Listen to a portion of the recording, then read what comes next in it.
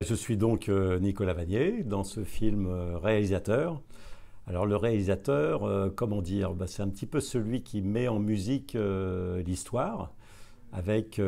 tous les instruments que sont effectivement tous les chefs de poste, la lumière, la régie, le son, le cadre, etc.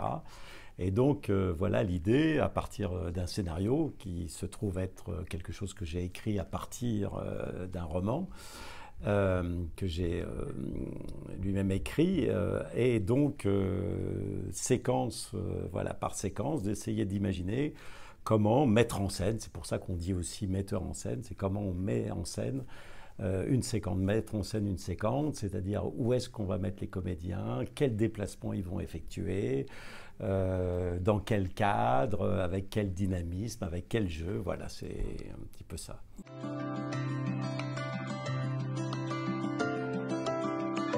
On devient réalisateur parfois par les études que l'on peut faire. Il y a parfois des cadreurs qui passent chef opérateur ou des assistants. Voilà, je crois qu'il y a différentes voies. Personnellement, c'est le documentaire qui ont été mes premiers pas dans l'image que j'ai toujours aimé. J'ai raconté à la fois par le livre et par l'image mes aventures dans ce que j'appelle les pays d'en haut, ce qui m'a appris le cadre, la lumière, le montage. Et c'est encore une fois par le documentaire que je suis rentré dans le film, on va dire, long métrage au cinéma, avec un premier film qui a raconté l'histoire vraie d'un trappeur dans le Canada. Et puis avec une évolution ensuite, avec des histoires de plus en plus fictionnées, et donc des acteurs qui maîtrisaient de mieux en mieux, on va dire, le jeu, avec, pour ma part, d'ailleurs, un plaisir de plus en plus grand à diriger des comédiens, à fabriquer en quelque sorte des personnages avec des comédiens.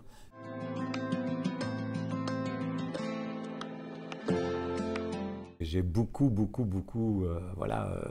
effectué d'expéditions avec mes chiens de traîneau, des chevaux, des rennes, etc. C'est donc une grande partie de ma vie que j'ai adorée d'ailleurs avec des animaux qui ont pris une très grande part dans mes premiers films, avec des loups, avec des chiens pour Belle et Sébastien, avec un poney pour Polly.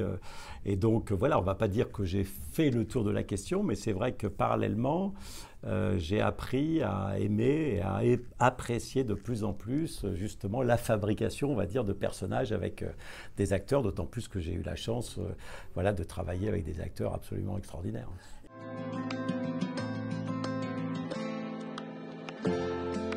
Ce film commence par un effondrement total de la société suite à un certain nombre d'événements, d'ailleurs parfaitement crédibles malheureusement.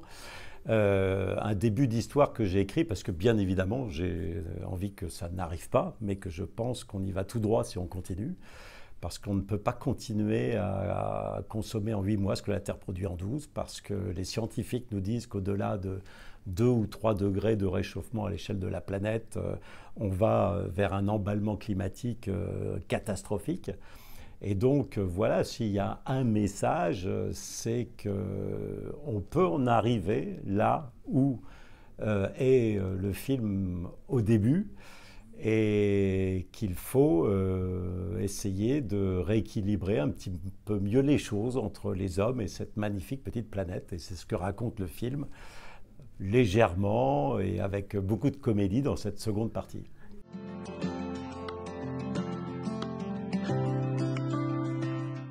Oui, alors, me concernant, ce n'est pas le premier film où on fait attention, on l'a toujours fait depuis 20 ans.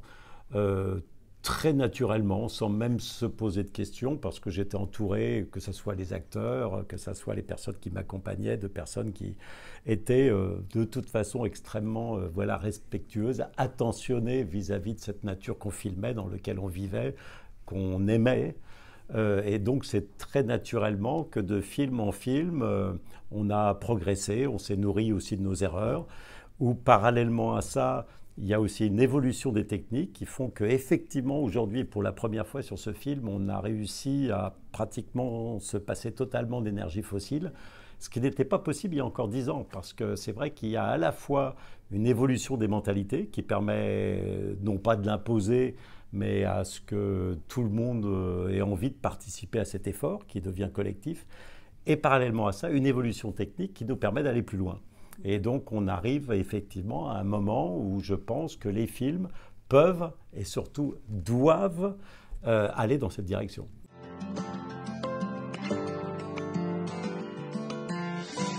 Ben, je pense qu'on est dans une période très anxiogène entre le Covid, l'Ukraine, toutes ces perspectives, qu'il faut se rendre compte de cette chance aussi absolument incroyable qu'on a de vivre déjà ce moment qui à l'échelle de l'humanité est quelque chose de totalement unique, et cette chance aussi qui est ce basculement qui est absolument nécessaire, qui va, j'espère, ne pas être imposé par le climat, mais qu'on va proposer. Et c'est aux jeunes, justement, de prendre cette chance et de le transformer pour en faire un monde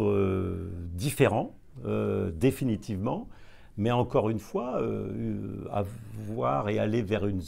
certaine sobriété n'est pas du tout synonyme de moins bien vivre. Je pense personnellement, et je suis absolument convaincu, que si on règle nos deux grands défis, l'épuisement des ressources naturelles et le réchauffement climatique,